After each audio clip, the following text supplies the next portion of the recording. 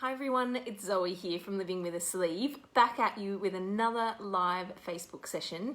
And today we're going to talk about how to get your motivation back. So if you're feeling like this little cat here, what are you going to do to actually get going again, get back on track, find some extra motivation to keep going, especially at the moment as some of us are in lockdown or facing different restrictions, things we can and can't do. I think it's really, really important that we have this chat and we figure out some little strategies to get that motivation back. So there's a few things that I'm going to talk through today. The first one is, and I run this in my Back on Track course, it's a 6-week course that we run, and one of the first steps that I always get everybody to do is to actually think about their why. So what is it that you want to achieve? Okay, why are you doing this? And for most people that have had a sleeve, it's thinking around, why did you have the surgery in the first place? Why should you get back and try to get your motivation back on track so that you can make the most of that surgery? Is it for your health? Is it so that you're around for your grandkids? Is it so that you're around for your kids? Is it something else? So maybe you want to improve your diabetes or your blood sugar levels, but why is it? What was it? And write it down. So make sure that you have that big overarching why somewhere so that you can refer back to it regularly just for some inspiration. If you don't know what your why is, it's really, really difficult to make yourself do the things that you know you should do, even if you don't want to.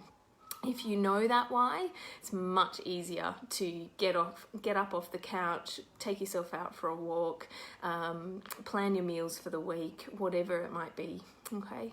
Now, my second tip for getting your motivation back on track is to have realistic expectations. So a lot of the time I get emails or comments or questions about I haven't lost as much weight as I wanted to, or I don't think I've done very well since the surgery, and that negative talk really gets people down.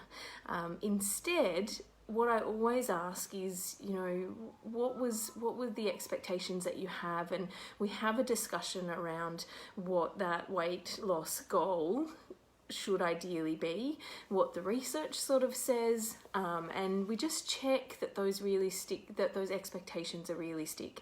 Because if they're not, then you're setting yourself up for failure, and you're setting yourself up to beat yourself up over and over and over again. And of course, you're not going to feel motivated if those expectations are kind of out of reach. So setting achievable goals is really, really important. And so we're still talking, I guess, about the bigger goals here. Now, once you've got your bigger goal and you know that it's realistic, so you know your why, you know what you kind of want to achieve, and I like to set a bigger goal that's maybe a couple of months, so 6 to 12 weeks, for example, or by the end of the year, I want to have X, Y, and Z. Then the how comes in. So you've got your why, we need to think about the how.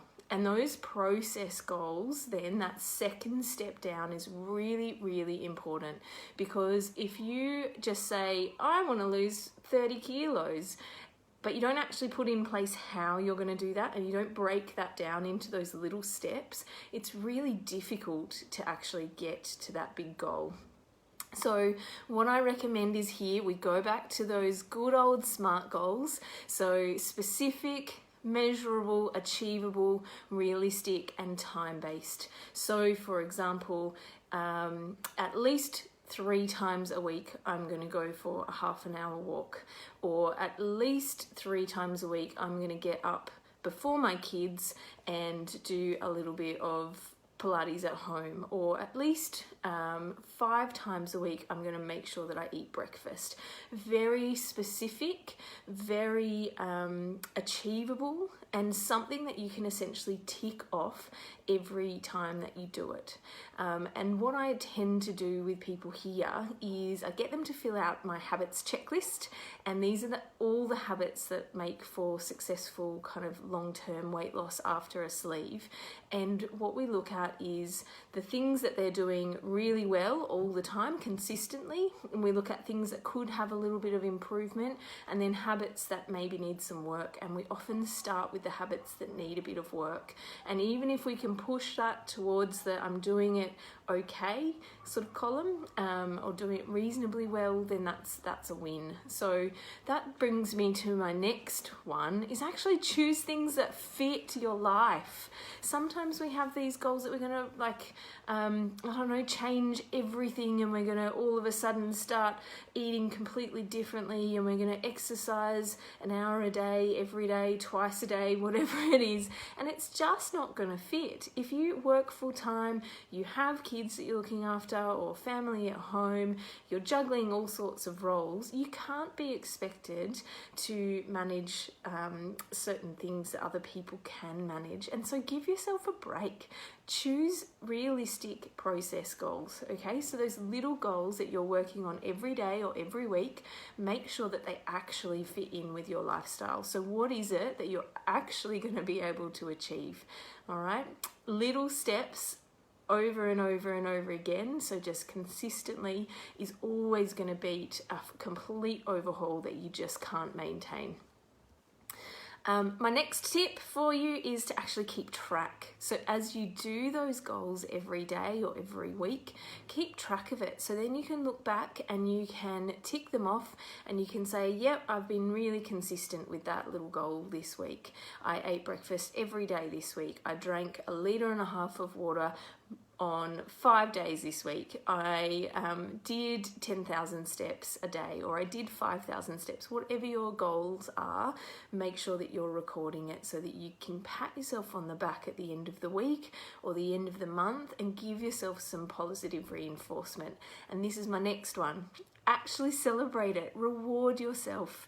If you tick off that goal to go for a walk, 3 times a week for a month, then give yourself a reward. So give yourself, maybe it's a massage, maybe it's a bit of time out from the kids, maybe it is going, a pedicure, or buying a new pair of running shoes, or a running top. Doesn't matter what it is, but actually take the time to bask in the fact that you have done what you set out to achieve, okay?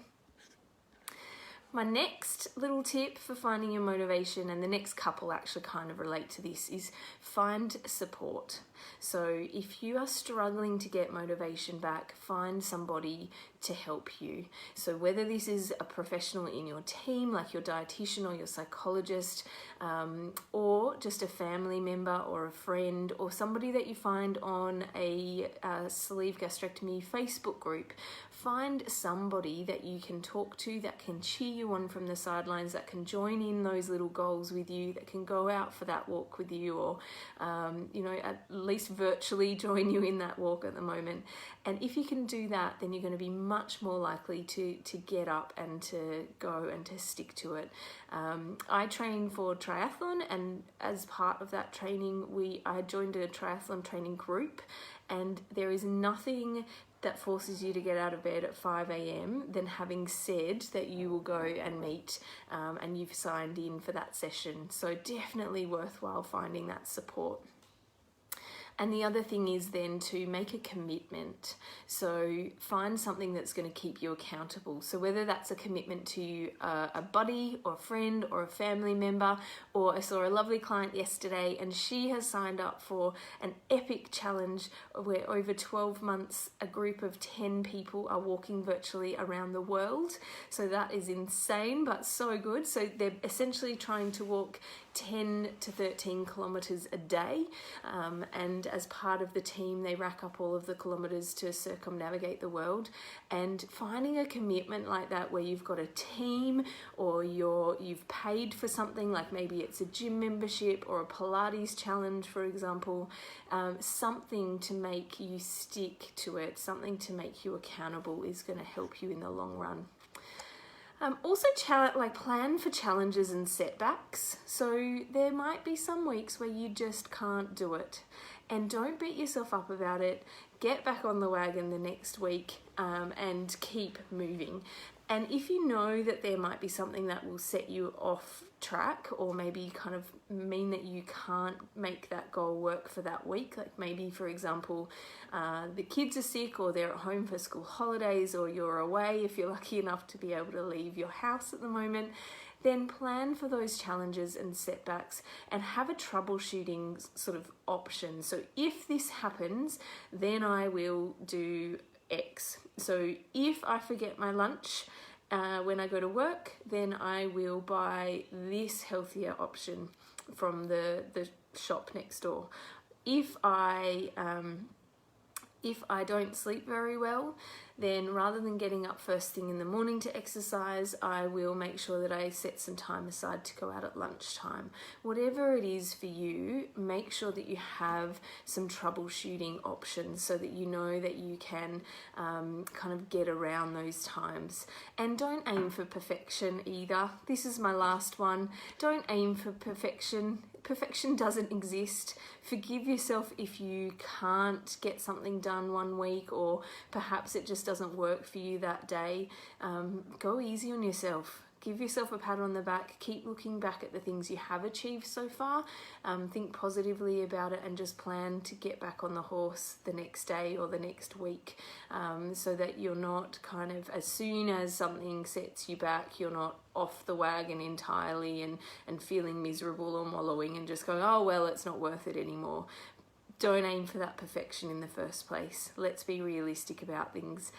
So I hope that's been helpful. If you have any questions, comments, tips, I would love to hear from you. What has worked for you? Have you found anything like my lovely client did, like a challenge like circumnavigating the world virtually? Because I'd never heard of that before. Is there something else that you guys have found that's worked really well for you? I would love to hear what it is. Post it in the comments section below. Feel free to share these videos as well. I think this one isn't just for surgery, it's for anybody struggling with motivation to stick to those healthier habits at the moment, especially with all of the COVID restrictions we have and working from home. So let me know if there's anything that you would like me to cover in the next live session. Otherwise, it's been lovely talking to you, and I hope you've turned your little sad not today cat into a yes today cat, and I will talk to you soon. Cheers guys, bye.